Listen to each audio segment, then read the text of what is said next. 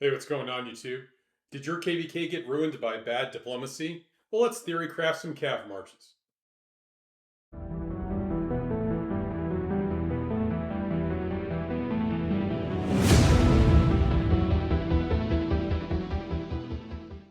Hey, look, I'm sorry if your KVK got messed up through some diplomacy shenanigans. Ours is still looking good, so far. Hopefully, knock on wood. And I'll probably have a KVK preview in a few days here. But today, I did want to talk about the new buffs to the Cav heroes. They announced some changes. I don't know, it was a couple of weeks ago. And for me, the most exciting change was the movement speed buff they gave to the two new Cav heroes. Right, both of them now get a 10% march speed in their skills here. Obviously, you have to have them leveled up, but if you have them both, that's a 20% movement speed buff, assuming you have them together, and it really makes them a lot more viable as an on the field heroes, right? I thought they're very strong heroes, but obviously the weaknesses to them is that they were super slow before this buff, which left you really a lot of bad options when it came to using them in your cav marches, right? First, you could have them just be slow and have your cav marches desynced. I didn't like that. The second thing you could do was, you could basically have all your cav marches move slowly, but I do think that cav wants to move quickly. It's very important for me, at least, to have my cav, move at a good clip.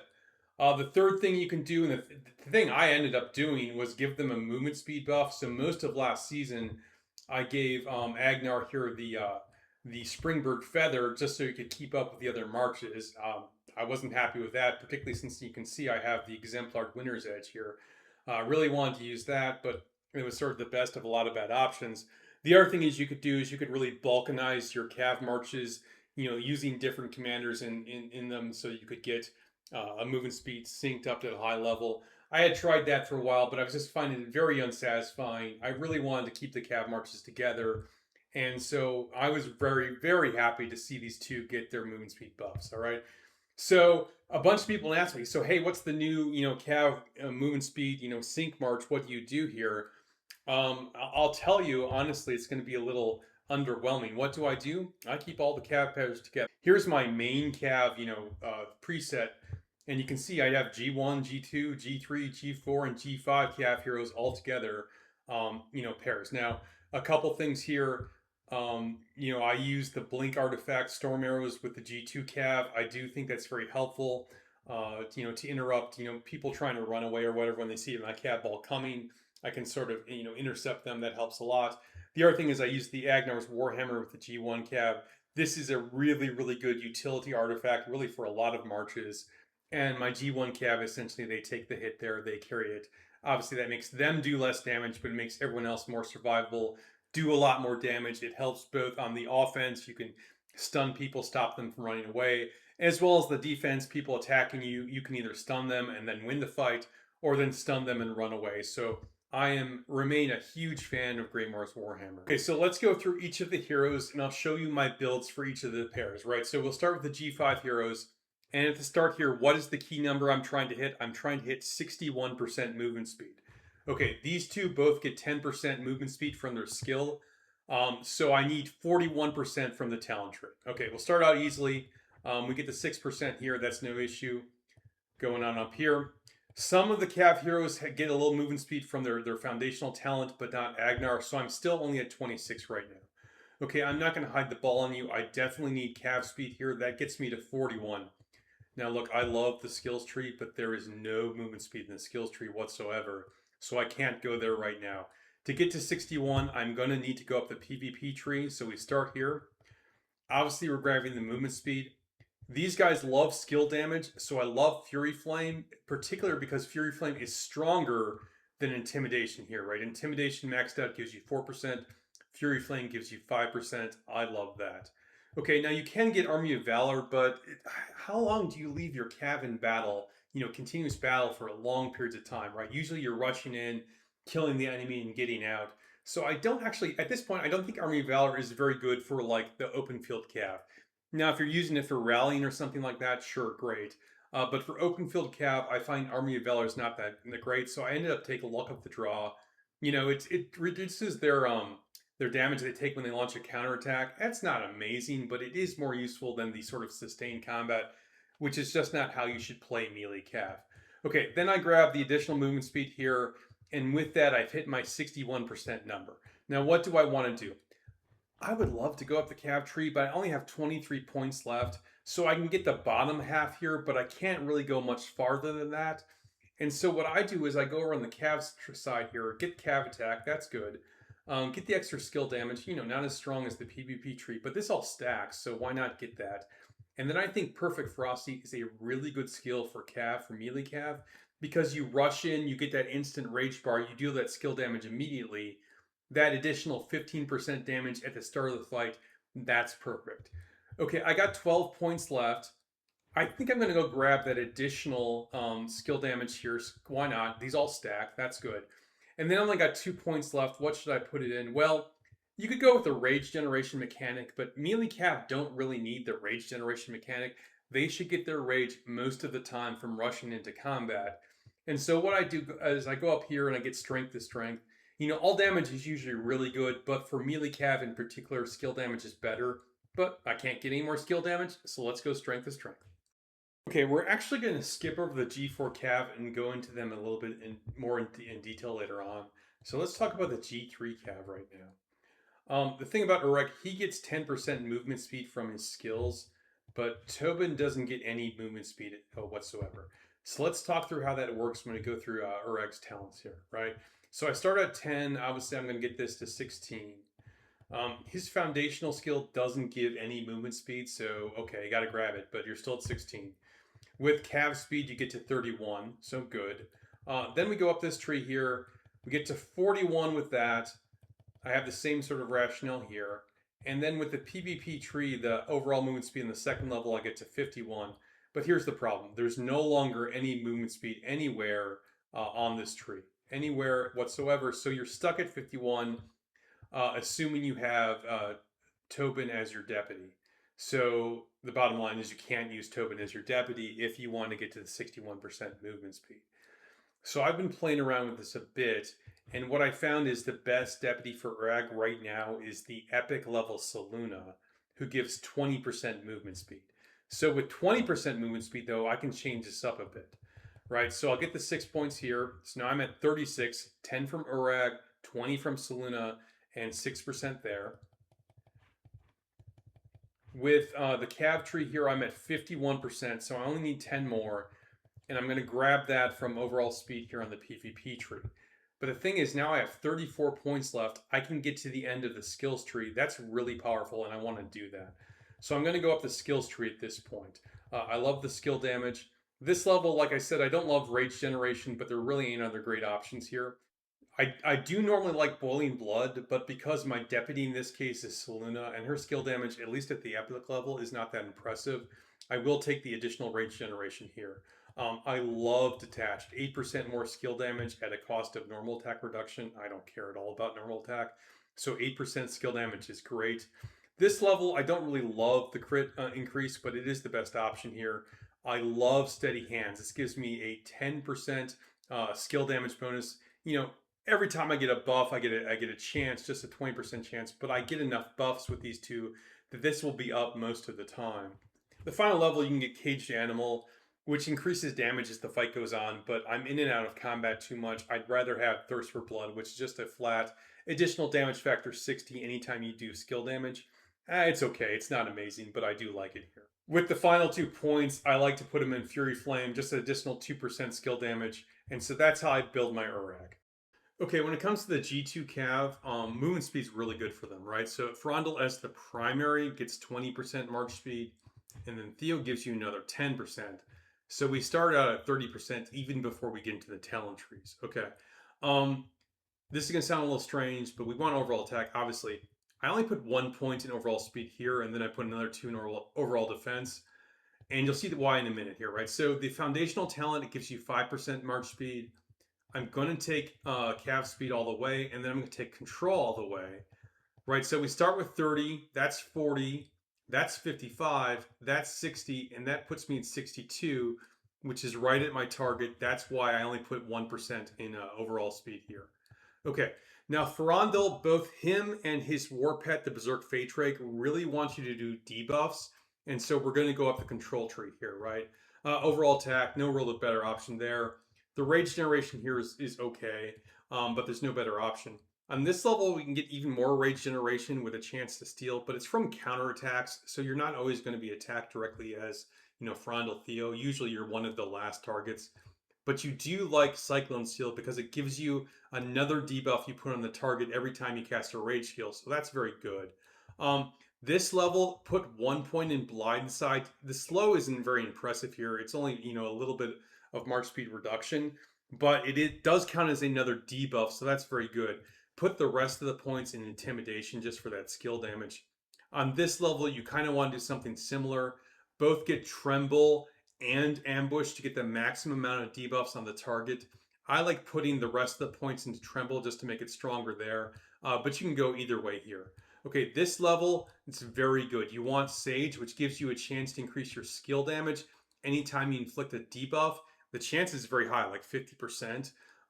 So this is another 5% skill damage you're going to have up almost all the time. Very good there. Okay, so you got two options here. You can either cast Reticent, which gives you a chance to silence the enemy from casting rage skills for a couple seconds.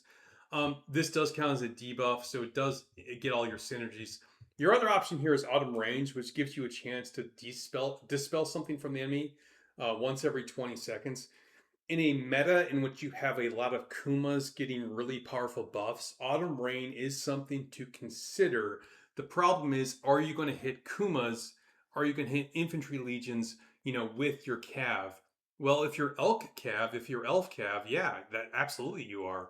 But if you're melee Cav, you want to stay away from infantry as much as possible. So for Elf Cav, I actually think you want to take Autumn Rains right now in the melee. For melee Cav, I would say take Reticent. Okay, I also love the Cav tree here. It's amazing. I'm going to do the same thing here. Get Cav attack, get intimidation, and then get Perfect Frosty. I got 1 point left over. Let's put in intimidation just to get a little bit more hero skill damage. Okay, so with the G1 Cav, you get 10% movement speed with Emrys. Nothing with Bakshi. So we need 51 overall from Emrys. Much like Frondel, I only put 1% of one point in overall speed, the other 2 in overall defense. So we're only at 2% right now, but the foundational talent gets us another 5, so now that's 7. The Cav tree, the Cav speed here, that gets me to 22. I'm going to grab the first PvP talent here, so that gets me to 32. Then I'm going up the mobility tree, right? 42 here, then overall attack, then another 10 points here for overall speed. So now I'm at 52, plus Emrys is 10%, that's 62%. Now I'm good. Okay, so what do I want here? I do think you want preemptive preparations. It gives you 10% attack bonus as you enter the battle. This is sort of what you want, front-loaded damage with Cav. I'd rather have it be, Cav skill damage, but, it is what it is. It's still pretty good. Then let's go in the Cav tree and do the usual thing here. Get Cav attack, then intimidation, and then Perfect Frosty. Love that skill there, right? So I got 7 points left. What am I going to do? I'm actually going to grab Fury Flame here because that 5% is very good.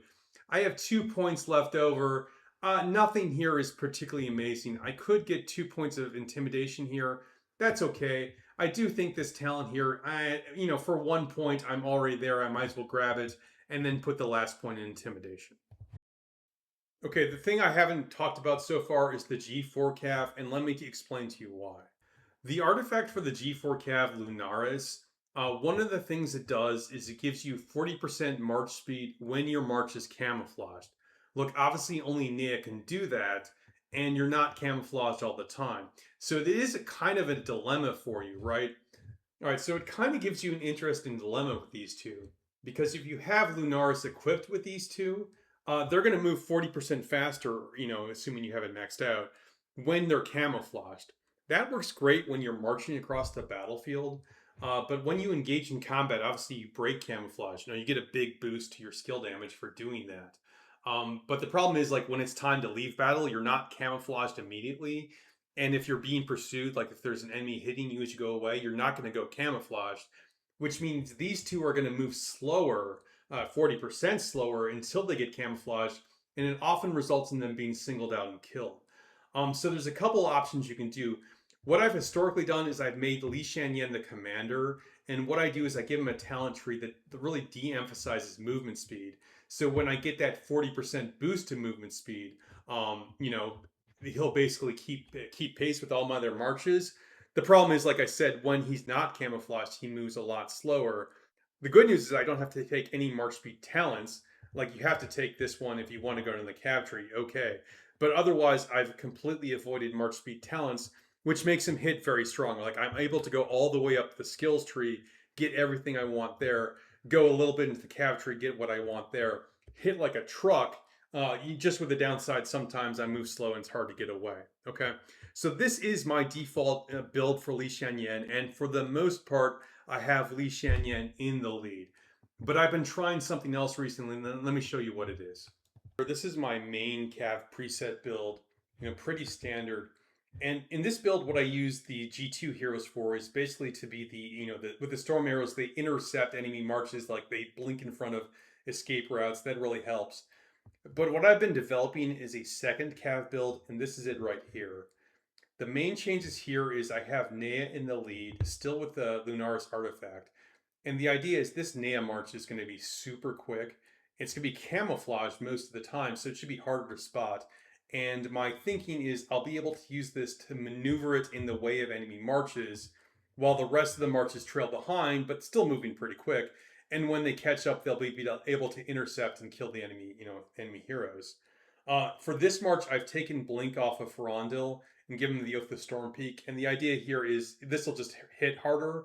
And so, I'll have more punch overall with these marches, with Nea and, Li Shanyan here being sort of the intercept blocking march, if you will. And let me show you the talent build that I'm using with Nea in this preset. Okay, so here's the talent build I used with Nea with the Nea Hunter Killer March. You can see I have a lot of movement speed here, right? So 6% here, another 5% from her, foundational talent, 20% here, so we're at 26%, and then 15% here, so we're at 41%. She has 10% movement speed baked into her skills, so that's 51.